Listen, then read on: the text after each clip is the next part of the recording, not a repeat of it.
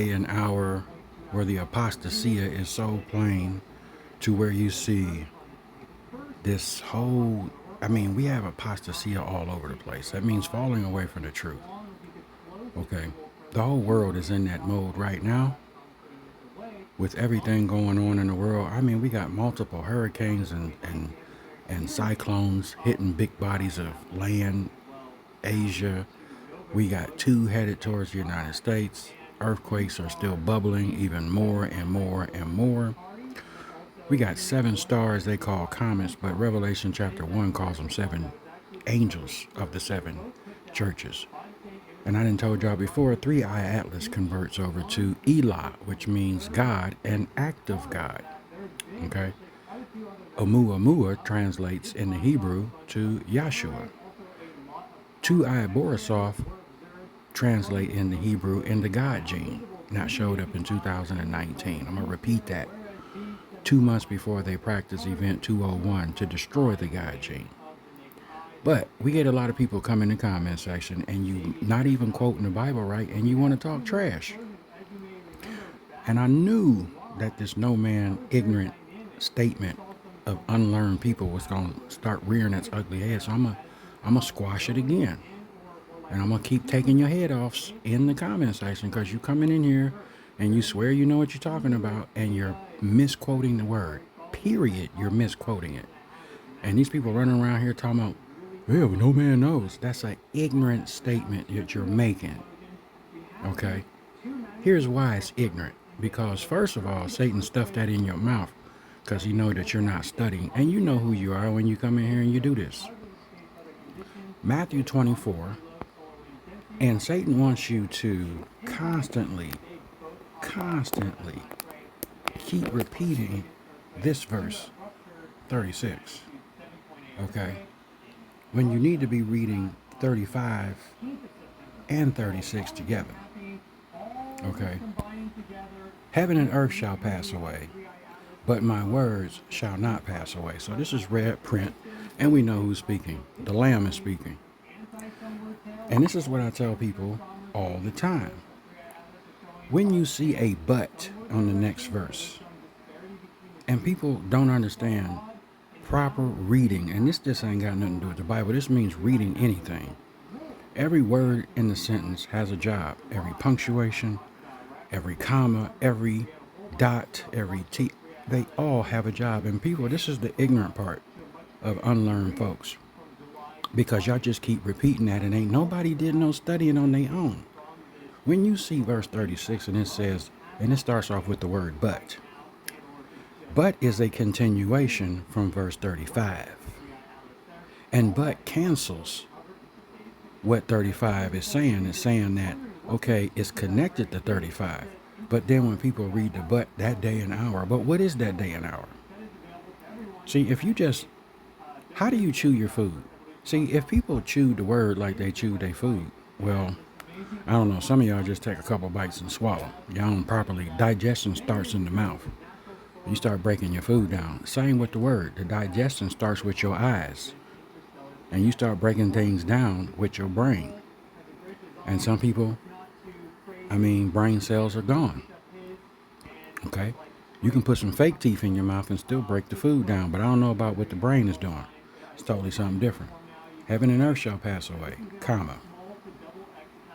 And that's talking about the end of the world. It's not talking about, where do y'all get, don't no man know the day or the hour or the rat. Who said that?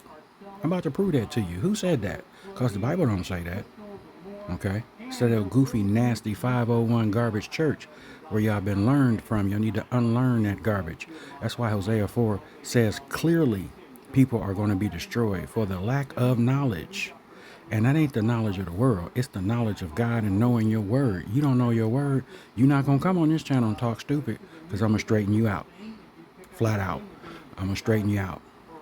Verse 36 is talking about 35. But of that day and hour, okay,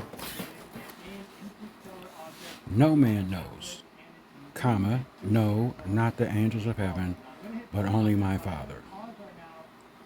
Now, clearly, let's chop this up and this ain't no Happy Meal. You're not running through the drive-thru grabbing a nasty burger and greasy fries. You're going to eat properly.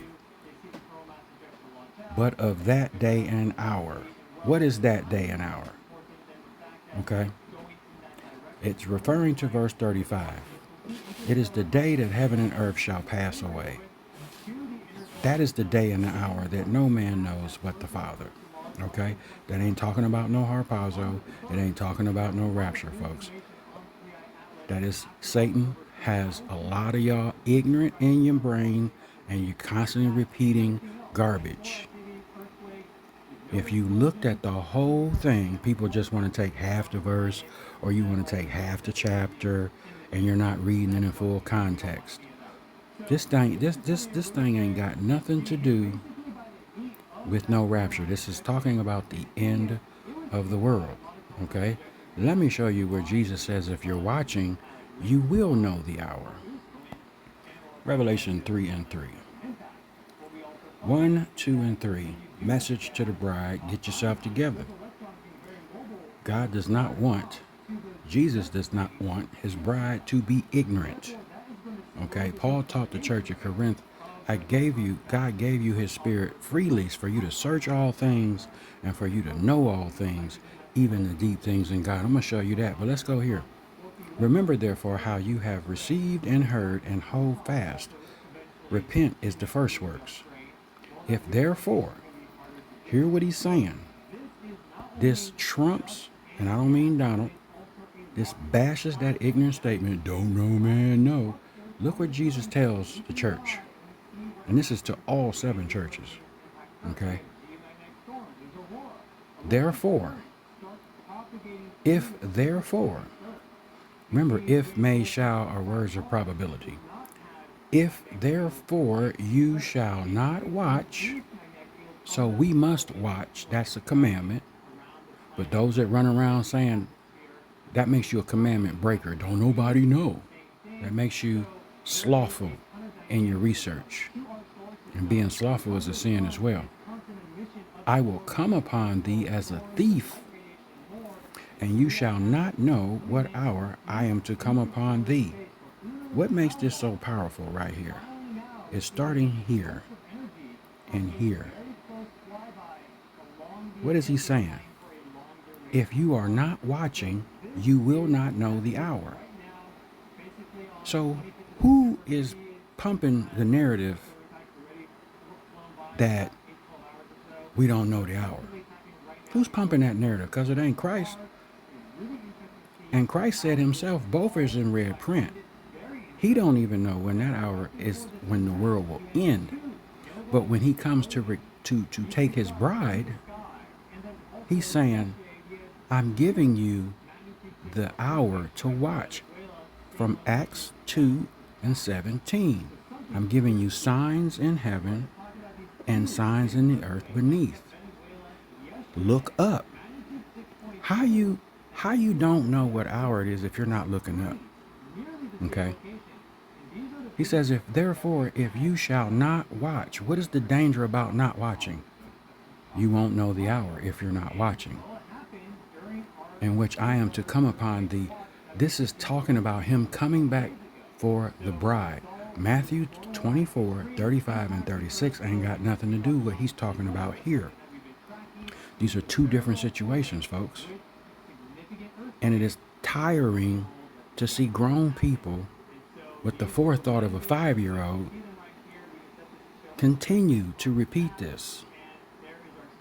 And all you got to do is read and study for yourself to show yourself approved. And you're not approved because you're not studied. You want people to eat that filet mignon and then stuff it in your mouth after they done had it in their mouth, all they slobber juices and cavity juice all on that meat, and then they want you to eat it. Why would you want to do that? I want a fresh piece of meat that I want cooked, and I'm going to season it myself. But yet, if you guys keep going by what other people telling you, you're being devoured by the enemy. He's walking the earth seeking those who he may devour. Goes back to Hosea 4. Why? Because you are destroyed for a lack of knowledge. You can be knowledgeable in everything else in the world, but when it comes to the word, don't nobody want to get no knowledge. You just want a fast hookup. Okay, give me the salvation meal with a Diet Coke. And somebody else then cooked it up for you with their nasty hands. When's the last time you blessed your food when you ate? Do you see this? If therefore you shall not watch, I will come upon thee as a thief, and you will not know when I am there to come and get you. This is why the Bible says there's people going to be caught unawares. Why? Because they've already been trained like seals to repeat out of their mouth, don't know, man, no. So if that's in your heart and that's in your mind and your mouth is projecting that, then you ain't doing no research. You just following. You're not a leader, you're a follower. And you following people right into the lake of fire. The Lord is looking for leaders, not followers, folks. And you can tell who the followers are when they repeat that over and over and over again. What does this have to do with Matthew 24, 36 and 35? Nothing. These are two different situations. Jesus told you over there in Matthew 35 and 36, he don't even know when the end of the world is. But he does know when he's coming back to get his bride. Let me prove it to you one more again. John 14 is the number of salvation. In my Father's house there are many mansions. And if it wasn't true, I wouldn't have told you, boo. I go away to prepare a place for you. One day in heaven is as 1,000 years on earth. And when it reaches 2030 from 30 AD, that will be the completion of the church age. 2 is the number of completion. 22. 2, okay? The number 20. Husband and wife, completion. They are one. 2 is the number of completion. And if I go and prepare a place for you, verse 3, I will come again and receive you unto myself, that where I am, there ye may be also. What does that sound like to you? That don't sound like the end of the world. That don't. That sounds like 1 Thessalonians 4, 16, 17. That sounds like 1 Corinthians 15, verse 50 through 55, when Paul taught the church. Okay? This ain't got nothing to do with Matthew 24, 35, and 36, folks. Jesus said he is the Lord of the harvest. He is the Lord of the rapture. He will come back and get his bride. Okay? Israel, the woman, the harlot, married the Most High Yah at Mount Sinai in Exodus. And out of that union came the 12 tribes of Jacob. His bride started off in the wilderness for 40 years, and his bride will end in the wilderness for the latter 3.5 years of the tribulation. God will protect his bride in the wilderness of Judea. If you go on your map and look up where the wilderness of Judea is east of Jerusalem. And there he will hide his bride, the woman, the remnant, from the face of the devil, from the face of Satan, who chases them there and causes a flood to come out of his mouth. But God will open up the earth, and the earth will swallow that flood, and he will protect his bride there until the end of tribulation. So when you hear the other goofy statement, you got to endure to the end, that's meaning the bride has to endure to the end of tribulation in order to be worthy. Just like they had to endure them 40 years in the wilderness in the Old Testament. It is typology. But if you don't study, folks, and you don't know that, and you let other people feed you like that 501 garbage, you won't know these things. And these verses are in the book. And I've had people tell me, I didn't even know that was in there. How come you didn't know it was in there? We know why you didn't know it was in there, because you ain't studying. Jesus is the Lord of the harvest. He is the Lord of the rapture. He is the Lord of the snatching. Now, let's get to Revelation. Let's get to Revelation 4 and 5. And then go to Revelation 4, verse 5. And out of the throne proceeded lightnings and thunderings and voices, and there were 7 lamps of fire before the throne, which are the 7 spirits of Yah. Okay? When did this happen? That happened at Acts and Pentecost, when the church was born. Okay? That's what we see. Now, go over here to Revelation 5, verse 6. And beheld, and lo, in the middle of the throne, and of the 4 beasts, in the middle of the elders stood a lamb, and it has been slain. When was he slain? He was first slain as typology for the children of Israel in the time in Egypt, when God told them to take a he lamb of no blemish, kill it, and take the blood and put it around your doorpost. Jesus has always been here, even in the Old Testament. I thought I told you to throw 3 Hebrew brothers in the fire. I see 4, and the 4th one asked to be the Son of Man. Jesus is the number 4. 4 is the door to heaven. That's why Revelation 4, the door to heaven opens. Okay? Now let's continue. Having 7 eyes and 7 horns. The horns means authority, and the eyes means that we're watching him take the book of the seals out of the right hand of the Father, which are the 7 spirits of God sent forth into all the earth. Again, that's the church. That's the bride of the Lamb. Okay? Here are the 7 churches. This is the bride. Moses was given instructions from the Most High in the book of Numbers that told Aaron to build this menorah lampstand. And it should stay lit throughout all your generation. Ephesus, Smyrna, Pergamon. Jesus is in the middle, Thyatira. Sardis, Philadelphia, and the church of Laodicea, the lukewarm church, which is our raggedy church today. Same-sex pastors, you opened up your church, let the needle of rage in, okay? Lukewarm was an aqueduct that ran through the city, and the water was so nasty to make you want to spit it out. The 7 spirits of each church: knowledge, counsel, wisdom, the Lord, okay? In the middle, okay? Understanding, might, the church of Philadelphia, and our Laodicean church, the fear of God. Let me break it down for you some more. If this be Christ in the middle, how old was he when he died for the church? It's a double entendre here. He died at the age of 33. This menorah lampstand represents him and the bride, which will be standing at the throne in the verses that I just showed you in Revelation 4 and 5. He died at the age of 33. How many churches on each side? 1, 2, 3. 1, 2, 3. Do you see that? 3 on this side and 3 on that side. That's the age that he died for the church. He put himself in the middle. Okay? So everything here, and then the Messianic folks, especially the Zionists and the Illuminati, used that 33 and mock God. What did Satan tell the prophet Isaiah? I wish to be like the Most High. I'm going to have my kingdom set up on the north side just like him. I'm going to copy everything he do. That's why they do what they do and they play with their numbers, because they're mocking God. Jesus died at the age of 33.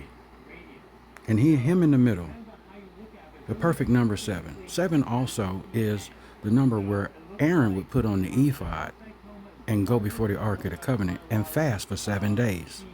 And he would come out on the 8th day, which is new beginnings. Okay? This is the church, folks. This is what's seen at the throne I just showed you in Revelation 4 and 5. Now let's take it back there. Now we back. Okay? I just showed you, put that in your brain. And lo, in the middle of the throne, there were 4 beasts. In the midst of the elders stood the Lamb, as it had been slain, having 7 horns and 7 eyes, which are the 7 spirits of God sent forth and throughout all the church. Throughout all the world, which was the church. Okay?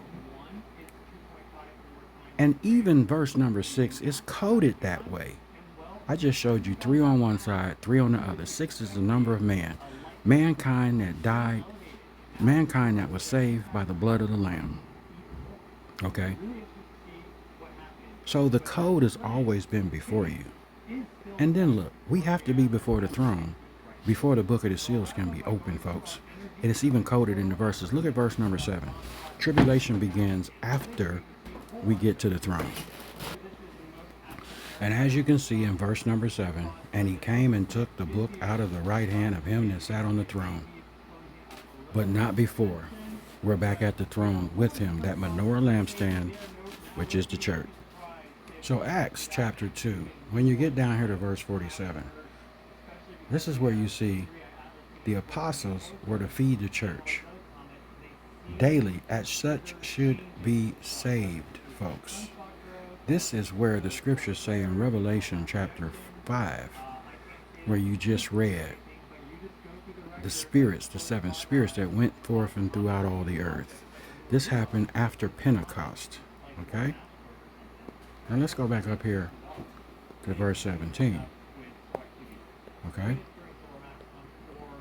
And it shall come to pass in the last days, says God, I will pour out my spirit on all flesh.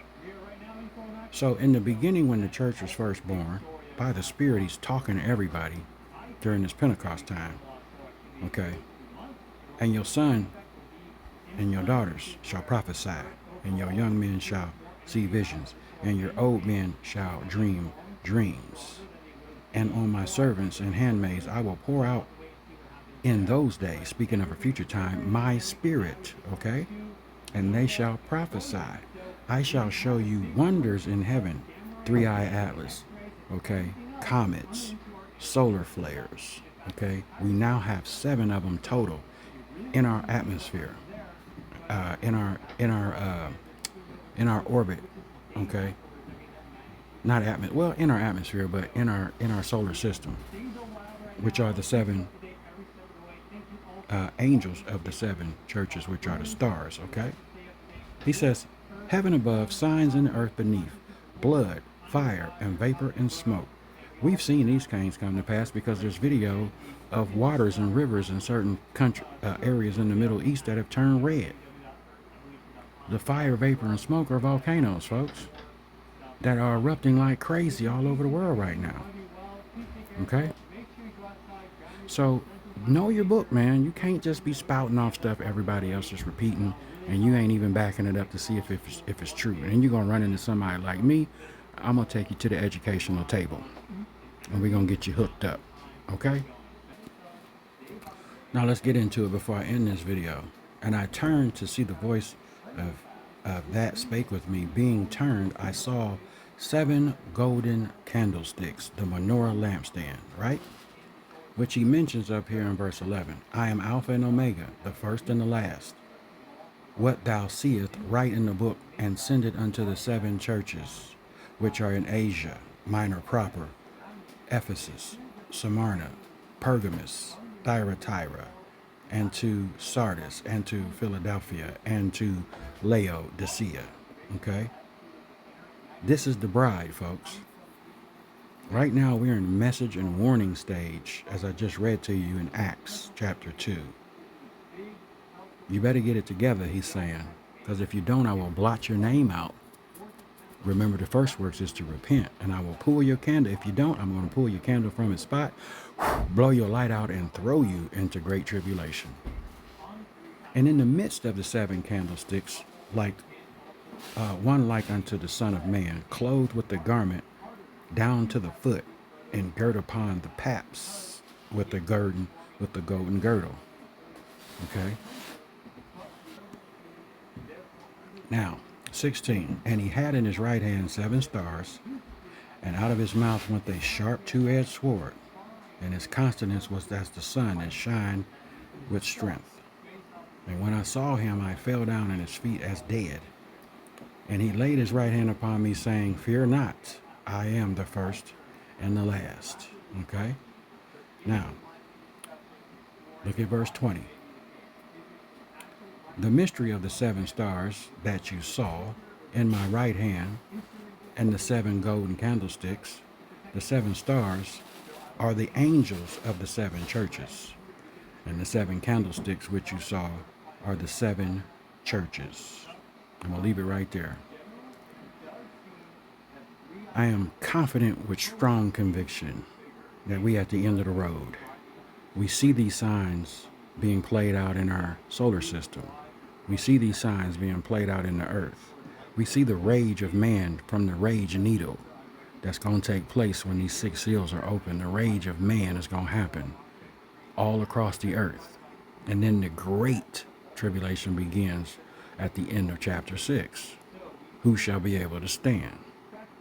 The rage of man is going to be set up perfectly because of what was done to people beforehand, okay? And when you talk about verse 4, when that red horse go out and the spirit of peace is taken, and they that should kill one another, and there was given to him a great sword. We already there. It's just that the will of God is still on the earth and the protection is still on the earth, but the rage is there. It's being held back. Some of y'all enraged just how y'all talk and view stuff. Nobody wants to use their spiritual common sense at all anymore. We just straight to the rage monster. And when the protection is gone off this earth, that rage monster is going to have full control, and they're going to be knocking each other off. It's going to be hard for people to survive that time when it comes.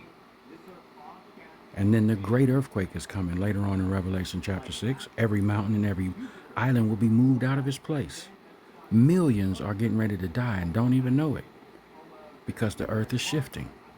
These solar CMEs, these other 7 comets that they call, which are, it's not a coinky-dink that you got 7. And then we talking about the 7 churches, 7 lamps of fire, the 7 spirits of Yah. Everything is right here before you. If you're looking at spiritual eyes, you will understand what I'm talking about. But if you're not, as the Bible say, you got the spirit of the world, and man, you're not going to understand because you're not using the Spirit of God. Finally, in this teaching, we've been talking about, don't no man know. Well, you don't have the Spirit of God. We have received not the spirit of the world, but the Spirit which is of God, that we might know the things that are freely given to us of God. If you have the Spirit of God, he's saying you should know things by researching them, okay? We should know them. So we know that the word says that in verse 10, 1 Corinthians chapter 2, but God has revealed these things to us by his Spirit. For the Spirit search all things, yes, even the deep things of God. If we're walking by the Spirit, acting by the Spirit, he's going to lead us into all truth. It is impossible for a Spirit-filled person to walk around with dumb brain talk. Don't no man know. Then you are not a part of the 5 wise. You are a part of the 5 dumb. And you're going to go back to the world looking for oil, and by the time you come back, the 5 wise have booked up with the king. You better get you some spiritual knowledge and business and stop acting worldly and talking with a worldly mouth and a worldly tongue, because you are going to be destroyed for the lack of knowledge. Deuces.